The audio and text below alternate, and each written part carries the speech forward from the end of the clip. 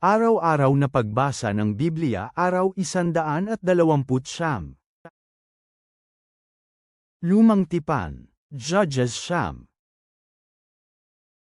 Bagong Tipan, John 6:1-24. Pagkatapos ng mga bagay na ito, si Jesus ay umalis papunta sa kabilang ibayo ng dagat ng Galilea, na tinatawag din na dagat ng Tiberias. Napakaraming tao ang sumusunod sa kanya dahil nakikita nila ang mga tanda na ginagawa niya sa may mga sakit. Umakyat si Jesus sa gilid ng bundok at naupo doon kasama ang kanyang mga alagad. Ngayon ang Pasko na kapistahan ng mga Hudyo ay malapit na. Nang tumano si Jesus at nakita ang napakaraming taong lumalapit sa kanya, sinabi niya kay Felipe, "Saan tayo makabili ng tinapay upang ang mga taong ito ay makakain?" Ngunit sinabi ito ni Jesus upang subukin si Felipe, sapagkat alam niya sa kanyang sarili kung ano ang kanyang gagawin. Sumagot si Felipe sa kanya, "Ang tinapay na nagkakahalaga ng 200 denaryo ay hindi magkakasya para sa bawat isa kahit nabigyan ng tigkakaunti." Isa sa mga alagad, si Andres, kapatid ni Simon Pedro, ay nagsabi kay Jesus, "Mayroong isang batang narito na mayroong 5 sibadang tinapay at 2 isda. Ngunit ano ang mga ito sa ganito karaming tao?" Sinabi ni Jesus, "Paupuin ninyo ang mga tao." Ngayon madamo sa lugar na iyon. Kaya naupo ang mga tao, mga 5,000 ang bilang. At kinuha ni Jesus ang mga tinapay at matapos makapagpasalamat ay ipinamahagi niya sa mga taong nakaupo. Sa ganoon ding paraan, ipinamahagi din niya ang mga isda, hanggat sa gusto nila. Nang nabusog na ang mga tao, sinabi niya sa kanyang mga alagad, "Ipunin ang natirang mga pira-piraso, para walang masayang." Kaya inipon nila ang mga ito at puno ang 12 kaing ng mga pira-pirasong mula sa 5 sibadang tinapay ang mga pirasong natira mula sa mga nakakain.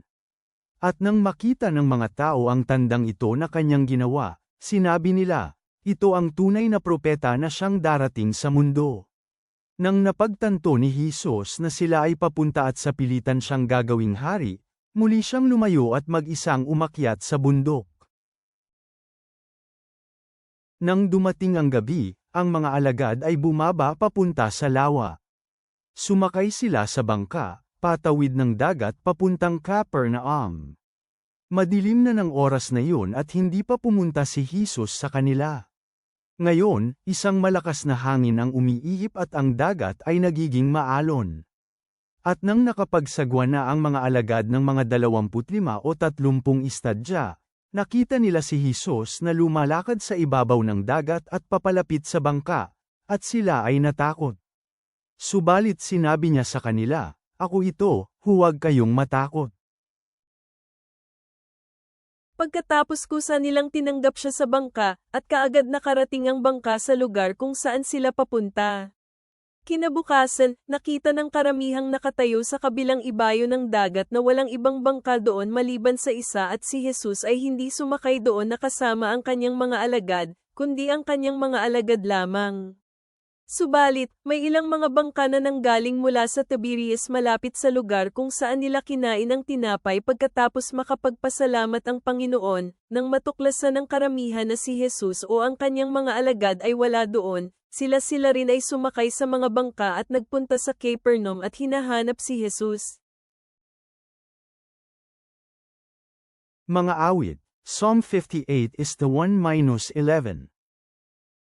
Ama naming nasa langit, kami ay lumalapit sa iyo nang may mapagkumbabang puso, na nagmumuni-muni sa mga aral mula sa iyong salita. Tulad ng paghahangad ni Abimelech ng kapangyarihan sa pamamagitan ng panlilinlang sa aklat ng mga hukom, ipaalala sa amin na ituloy ang integridad at katwiran sa aming sariling buhay. Sa Juan, nasaksihan namin ang iyong mahimalang pagkakaloob ng pinakain mo ang maraming tao, naway magtiwala kami sa iyong kasaganaan at ibahagi ang aming mga biyaya sa iba. At habang tinatawagan kami ng awit Kapitulo 58 na hanapin ang katarungan, tulungan mo kaming tumindig para sa katotohanan at habag sa isang mundong madalas puno ng panlilinlang. Naway ang iyong kabutihan at awa ang gumabay sa amin sa aming paglalakbay. Amen.